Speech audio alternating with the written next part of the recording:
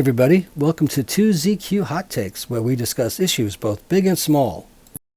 I am your host, the very handsome Tim Kirk, and this time I'll be talking about the Gay New York City Crime Wave, Part 2. We have an update from The Patch. New York City robbery crews drug unsuspecting men, some fatally.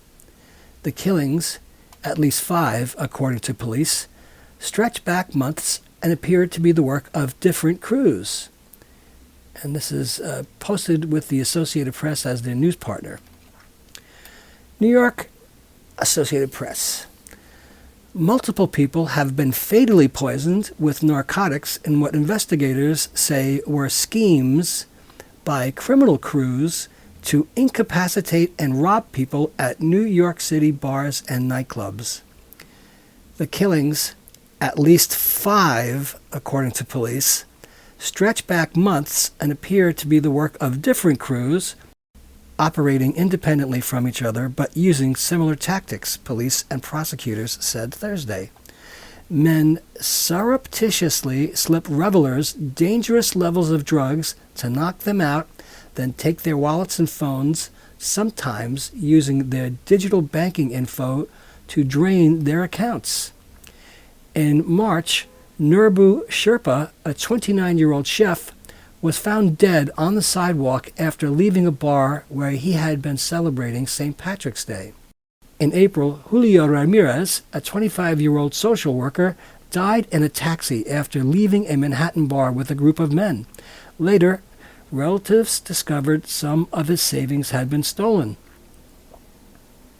In May, John Umberger, a 33-year-old political consultant visiting from Washington, D.C., was found dead of an apparent drug overdose in the townhouse where he was staying. Surveillance video showed him leaving a popular club, being propped up by a group of men. Money was also taken from his bank account. Other men have come forward with stories about being drugged by strangers and waking up to find money gone.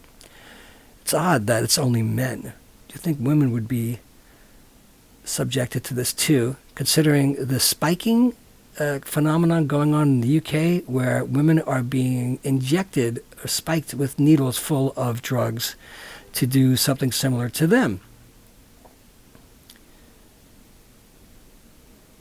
Many of the crimes remain unsolved, but the Manhattan District Attorney on Thursday announced that one suspect, Kenwood Allen of the Bronx, had been charged with murder in Sherpa's death and in the killing of Ardijan Barisha, 26.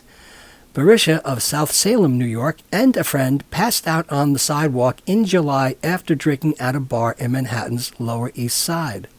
Allen drugged both of his victims with fentanyl, prosecutors said, then robbed them. He is accused in 3 other instances where victims survived. Allen's sister told the Daily News her brother is innocent. "My brother is not a murderer," said Lauren Allen, 39. "My brother has always taken care of his family, his mother, and his sisters. He's not in no gang. He's not in some crew going around drugging and robbing people. That's just not true. That's ridiculous." No one has been charged in the other killings, which are still under investigation. Nobody should have to worry that a night out at a Manhattan bar with friends could end in tragedy, Manhattan District Attorney Alvin Bragg said.